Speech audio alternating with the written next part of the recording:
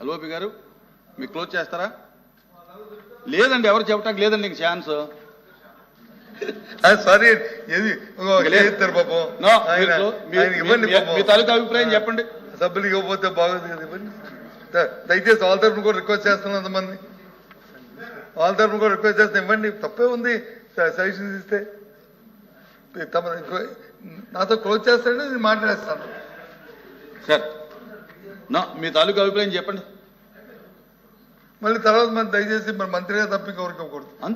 మళ్ళీ తమ సార్ నేను గీతకేస్తాను కాదు, ఐఎమ్ సారీ, నేను గీతకేస్తాను కాదు, అవును అనుకోలేదు. నేను చెప్పకూడదు. ఎల్ఓపి గారు చెప్పకూడదు, చెప్తాను. ఎల్ఓపి గారు మీ తాలూకా అభిప్రాయం చెప్పండి. నేనే అందుకే కూర్చున్నాను. అది కూడా మినిస్టర్ గారు అడిగారు మీ తాలూకా ఫైనల్ అభిప్రాయం చెప్పమని, అందుచేత మీకు ఛాన్స్ ఇస్తున్నాను. మీరు మాట్లాడండి సార్, మీ తాలూకా అభిప్రాయం చెప్పి రిజల్యూషన్ మీద తాలూకా అభిప్రాయం చెప్పమన్నారుగా. మళ్ళీ అభిప్రాయం చెప్తా, మళ్ళీ మాట్లాడుతూ మళ్ళీ మాట్లాడతారు. ఎవరు మాట్లాడతారు? ఎవరైనా మాట్లాడే మినిస్టర్ గారు తప్ప ఇంకెవరు మాట్లాడు. అది కాదు సార్, నేను డిక్టేట్ చేయలేదు సార్. నేను రిక్వెస్ట్, మా సబ్మిషన్ తప్ప ఆయన ఎవరు నేను డిక్టేట్ నా చరిత్రలో లేదు. మీరు మాట్లాడిన దాని మీద మినిస్టర్ గారికి ఛాన్స్ ఉంది. మీరు మాట్లాడిన దాని మీరు మాట్లాడిన దాని మీద మినిస్టర్ గారికి ఛాన్స్ ఉంది, తర్వాత క్లోజ్ అవుతుంది. అది ఓకే. ఆయన ప్లీజ్ ప్లీజ్ ప్లీజ్ నా అలాగైతే నేను ఎవరికి ఇవ్వనండి, క్లోజ్ చేస్తానండి. కాదు అలా అయితే ఎవరికి ఇవ్వను, క్లోజ్ చేస్తాను. అది మినిస్టర్ గారు అడిగారు, ఆయన చెప్తున్నారు కాబట్టి ఛాన్స్ ఇచ్చాను. లేదా మంత్రి గారు నేను మాట్లాడిన విషయాన్ని ఆయన మరి ఫాలో అవ్వకుండా బయటకు వెళ్ళిపోయారో, లేకపోతే ఆయన పక్కన ఎందుకు రాస్తే ఏదో ఎల్వైపు గారు ఏదో మాట్లాడుతున్నారు కదా అనుకో. నేను ముందే చెప్పాను అధ్యక్ష. ఏం చెప్పాను? 5 సంవత్సరాలు 7 సంవత్సరాలు 2017లో పెట్టారు, 8 సంవత్సరాలు అయింది. సుమారు 55 లక్షల కోట్ల రూపాయలు, 55 లక్షల కోట్ల రూపాయలు వచ్చి ఆదాయం వచ్చింది. దీని నుంచి ఎన్హాన్స్మెంట్ లో కేంద్ర ప్రభుత్వానికి, దాని ద్వారా రాష్ట్ర ప్రభుత్వానికి కూడా వచ్చాయి. ఇప్పుడు వచ్చి దాని మీద వచ్చి సంస్కరణ తీసుకొచ్చారని 2,50,00,000 కోట్లు తగ్గించారు. ఇప్పటికైనా ఈ ఎన్డీఏ ప్రభుత్వానికి వచ్చి ఆలోచన వచ్చింది, పేదల పట్ల ఒక ఆలోచన వచ్చింది, చేయాలనే ఒక దృక్పథం వచ్చింది. చాలా సంతోషం వచ్చేస్తే ఇప్పటికైనా సరే ఆ భగవంతుడు వచ్చి వారికి ఆలోచించేందుకు ఆ వెంకటేశ్వర స్వామిని, ఆ శ్రీరాముడిని వాళ్ళందరినీ ప్రార్థిస్తూ 55 లక్షల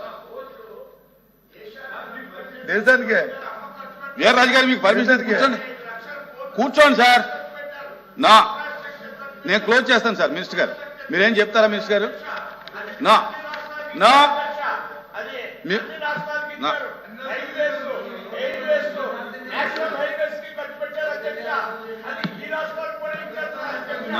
ఇదే సార్, తీర్మానం మీద వారి స్టాండ్ ఏంటి?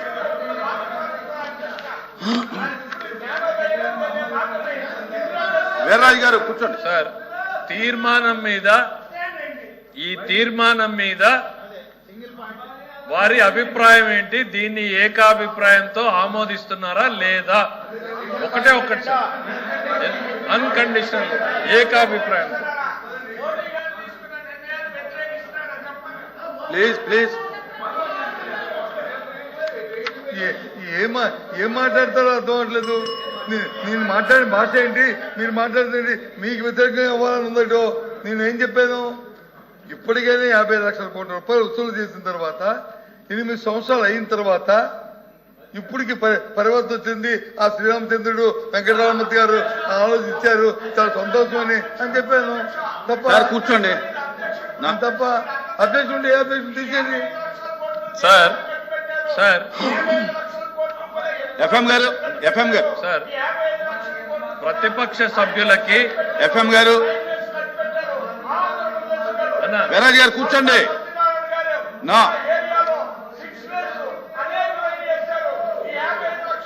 నేను చెప్తాను. ఏమండి వీర్రాజు గారు, మీరు పర్మిషన్ లేకుండా సార్, బొత్స సత్యనారాయణ గారు బీఏసీలో మాట్లాడుతూ ఈ తీర్మానాన్ని మేము వ్యతిరేకిస్తాం అన్నారు.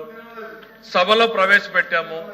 దీన్ని వ్యతిరేకిస్తారా? ఎందుకంటే నేను అప్పుడే చెప్పాను, మీరు ఇది చెయ్యలేరు, చెయ్యజాలరు, దీన్ని వ్యతిరేకించలేరు.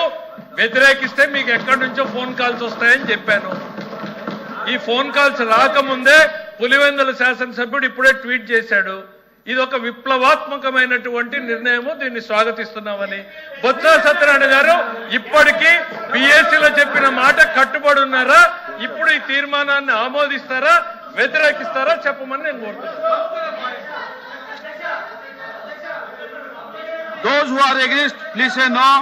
I say it. I say it. Sir, sir, The sir, resolution is approved, adopted. Sir లేదు సార్, ఇంకా అయిపోయింది. ఆయన చెప్పకపోతే నేను చెప్పే ఉన్నాయి సార్. ఆయన చెప్పకపోతే ఆయన ఇష్టం వదిలేయండి సార్.